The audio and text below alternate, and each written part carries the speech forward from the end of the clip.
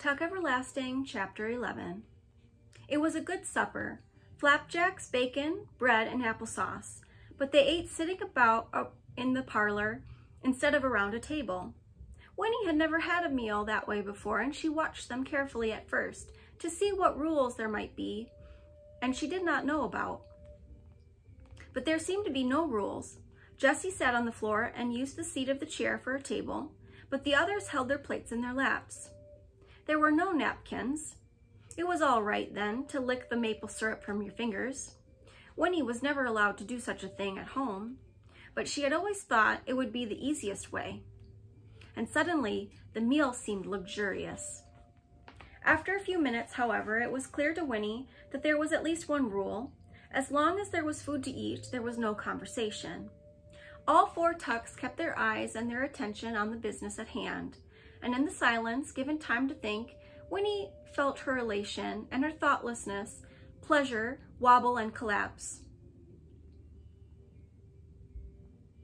It had been different when they were out of doors, where the world belonged to everyone and no one.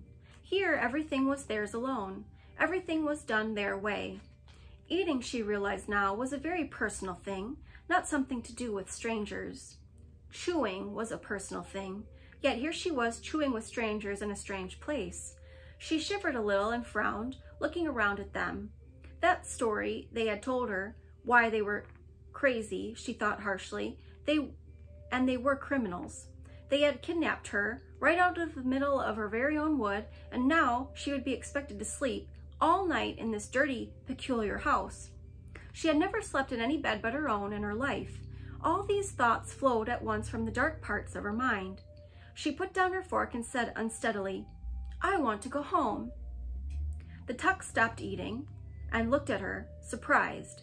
May said soothingly, "Why, of course you do, child. That's only natural. I'll take you home. I promised I would. Soon as we've planned and explained a bit as to why you got to promise you'll never tell anybody about the spring. That's the only reason we brung you here. We got to make you see why." Then Miles said cheerfully and with sudden sympathy, "There's a pretty good old rowboat. I'll take you out for a row after supper." "No, I will," said Jessie. "Let me. I found her first, didn't I, Winnie Foster? Listen, I'll show you where the frogs are and—" "Hush," Tuck interrupted. "Everyone hush. I'll take Winnie rowing on the pond. There's a good deal to be said, and I think we better hurry up and say it. I got a feeling there ain't a whole lot of time." Jessie laughed at this and ran a hand roughly through his curls. "That's funny, Pa. Seems to me like time's the only thing we got a lot of." But May frowned. "You worried, Tuck? What's got you? No one saw us on the way up." "Well, now wait a bit. Yes, they did, come to think of it. There was a man on the road just outside Tree Gap, but he didn't say nothin'." "He knows me, though," said Winnie. She had forgotten, too, about the man in the yellow suit, and now, thinking of him, she felt a surge of relief. "He'll tell my father he saw me." "He knows you," said May, her frown deepening. "But you didn't call out to him, child. Why not?" "I was too scared to do anything," said Winnie honestly. Tuck shook his head. "I never thought we'd come to a place where we'd been scaring children," he said. "I guess there's no way to make it up to you, Winnie, but I'm sure most awful sorry it had to happen like that. Who was this man you saw?" "I don't know his name," said Winnie, "but he's a pretty nice man, I guess.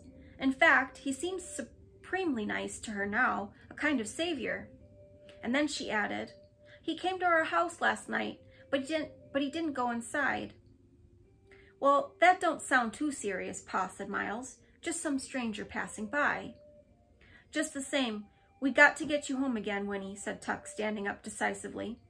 "We got to get you home just as fast as we can.